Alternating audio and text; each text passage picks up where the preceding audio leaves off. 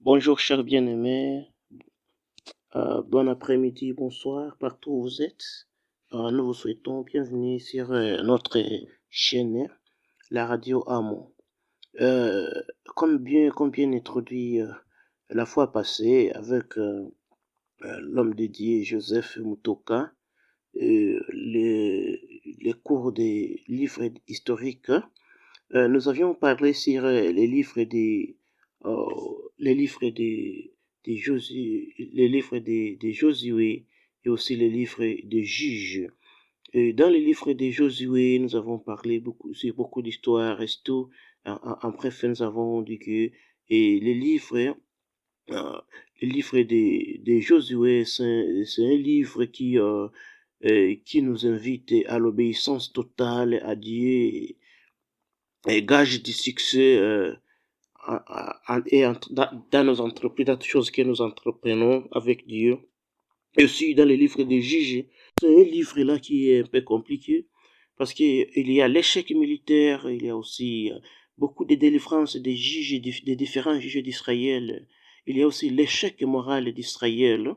Parce que nous voyons que dans les livres des juges, l'Israël, dans l'immoralité, et l'immoralité aussi, l'échec est causé par l'immoralité, la désobéissance à Dieu, et aussi avec des thèmes que nous avons dans les livres des juges comme la compromission, l'apostasie, la déloyauté et la délivrance. Nous voyons dans les livres de Josué, si nous y reviendrons, nous en reviendrons, et si dans les livres de Josué, nous voyons que Josué était fidèle.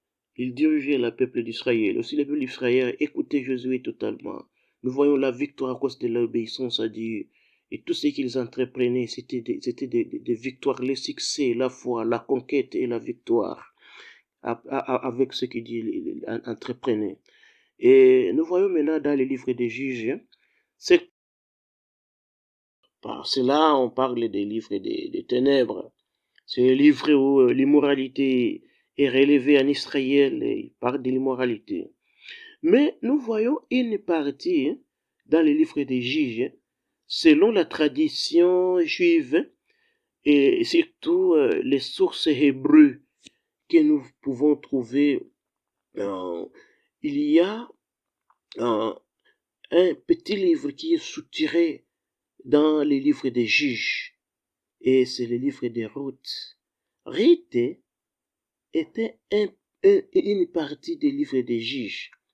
Mais comme l'histoire, avant d'introduire ce livre des Ruth, comme l'histoire le dit bien, nous voyons que vers les années 90 comme ça, après Jésus-Christ, vers les années 90, il y a l'homme de Dieu, le bishop de Josaphat, et qui a jugé bien, après l'analyse et avec l'inspiration de Dieu, de soutirer, de faire séparer les livres des routes, des rites plutôt, dans les livres des juges. Parce que on a trouvé bien que l'histoire qui se trouve dans les livres des Ruth est contrairement au thème général du thème qui se trouve dans les livres des juges. Et par conséquent, l'homme de Dieu, Josaphat, a décidé bien, ensemble avec d'autres sages, avec l'accord aussi que nous voyons des livres dans la canonicité, avec les 70 sages et autres, et d'autres chercheurs, surtout chercheurs théologiens aussi, autres auteurs de certains livres et de certains ouvrages théologiques, et surtout vers les années 90, avec comme auteur principal l'homme de Dieu Josaphat. Il a bien décidé de faire quitter ces livres des routes, de les séparer avec les livres des juges, parce que les livres de rites, l'auteur du livre, de ce livre est inconnu. Mais on peut octroyer, si on connaît bien l'auteur du livre des juges, on peut aussi bien conclure qu'on connaît l'auteur du livre de Ruth, selon les traditions les anciennes traditions, surtout vers les années 90 après Jésus-Christ. Hein. Et nous voyons que le livre Adiré, vous voyez, si ce livre était rédigé auparavant, vers les années 1375 à 1050 avant Jésus-Christ, mais le livre des Ruth aussi a beaucoup de thèmes qui sont traités très intéressants. Et surtout, on parle de l'histoire de Naomi. Vous voyez, ce livre nous enseigne sur la grâce de Dieu, comme nous voyons, Ruth seule, c'est parmi les noms qui marquent la grâce de Dieu dans la Bible. Parce que, vous voyez, Ruth, comme Moabite, une fille moabite, et qui était née dans des conditions qui ne se rapportaient pas aux conditions des traditions juives. Mais la grâce de Dieu est très sur elle, parce que elle avait la soumission devant Dieu. Elle s'est soumise, comme bien signalé, elle s'est soumise au Dieu de sa belle-mère Naomi. Et puis, sa soumission, même après la mort de son époux, elle restait toujours fidèle. Et vous voyez, avec le terme clé qui se trouve de dire que ta nation sera ma nation, ton peuple sera mon peuple, ton Dieu sera mon Dieu. Ce thème-là, les paroles que Ruth se parlait à Naomi, c'était parmi les termes principaux qui montrent la foi. Vous voyez, c'est une fille étrangère qui n'est pas juive, hein, mais qui, dans des années, dans des premières années de rédaction des livres de la Bible, des traditions, des récoltes des traditions historiques de la Bible, elle était déjà devenue fidèle devant Dieu. C'est ce que nous voyons que le livre des rites que nous introduisons maintenant, c'est un livre très intéressant, un livre qui parle de beaucoup d'histoires, surtout de la foi et aussi de la grâce de Dieu, la fidélité, la bonté, l'amour, la grâce de Dieu, et aussi le travail, parce que vous voyez bien que Ruth s'est sacrifié et travaillé. Donc, nous prenons ça comme le troisième livre, hein, des livres historiques et les livres des rites. Et entre autres, comme thème, nous voyons l'attachement de Ruth vers Naomi, surtout des chapitres premiers, tous les chapitres premiers. Nous voyons aussi les chapitres dit rencontre des rites avec Boaz. Et aussi, ce qui devrait aussi se parler de là, c'est que l'auteur revient au chapitre 3, et c'est des stratégies que Naomi a données, la stratégie que Naomi a donnée à Ruth pour aborder Boaz. Vous voyez, c'était la période de la faim, les gens manquaient quoi manger. Et aussi, Ruth s'est donné d'aller ramasser les nourritures dans les champs de Boaz. Hein. Et puis, après avoir décidé cela, parce que Naomi aussi avait les soucis que Boaz se marie à Ruth. Et parce que Naomi était une grande femme, hein, une femme stratège, une femme intelligente, une femme remplie du Saint-Esprit aussi, parce que elle craignait Dieu, Naomi. C'était une femme forte hein, qui craignait Dieu, qui marchait avec le cœur selon le cœur de Dieu, qui marchait selon la voie de Dieu. Comme Ruth aussi a bien suivi cette voie. Nous voyons que à cela, Naomi donne la stratégie arrête hein, pour aborder Boaz. Et comme l'obéissance apporte toujours des bons fruits, vous voyez que Naomi a réussi sa mission d'accorder à Ruth la chance d'avoir un nouveau mari qui s'appelle Boazi. Et aussi, nous voyons dans le chapitre 4, c'est la cérémonie de mariage de Ruth et Boaz. Et c'est ça, le livre a 4 chapitres, chaque chapitre a une histoire importante. Et vous voyez que c'est un livre, c'est un chercheur, écrivain, c'est un théologien, c'est parmi nos pères anciens. Il nous parle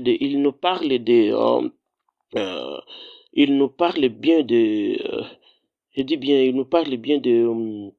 c'est comme une petite Bible dans la Bible. Parce que nous voyons, ils viennent euh, des Moabites, ils se retrouvent dans la ville de Judée, et puis les Hébreux se marient à une étrangère. Vous voyez que c'est l'amour, ça prouve aussi l'amour de Dieu, l'amour de Jésus pour les étrangers et la grâce de Dieu sur tout le monde, parce que ça, c'est un message très profond que nous voyons dans le livre des Ruth.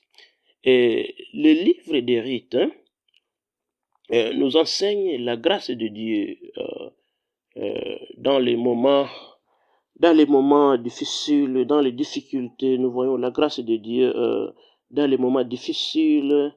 Dieu,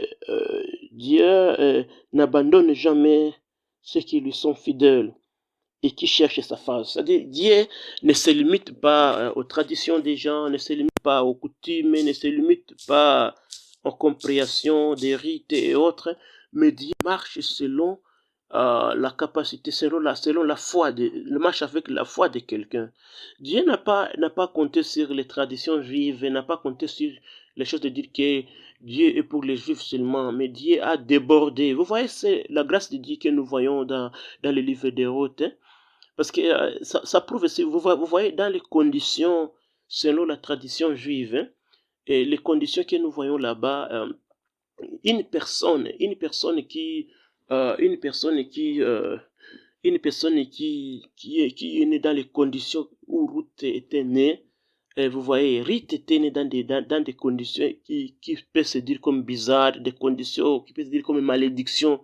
C'est une personne qui est née, vous voyez, les Moabites, vous voyez, l'histoire des Moabites, vous voyez, les gens qui sont nés sous un père qui couche avec ses filles, et puis on voit là, cette génération-là, vous voyez, selon les Juifs, c'est une génération maudite, mais selon Dieu, sa grâce aussi était sur la génération maudite, vous voyez, ce que nous enseigne le livre des rites.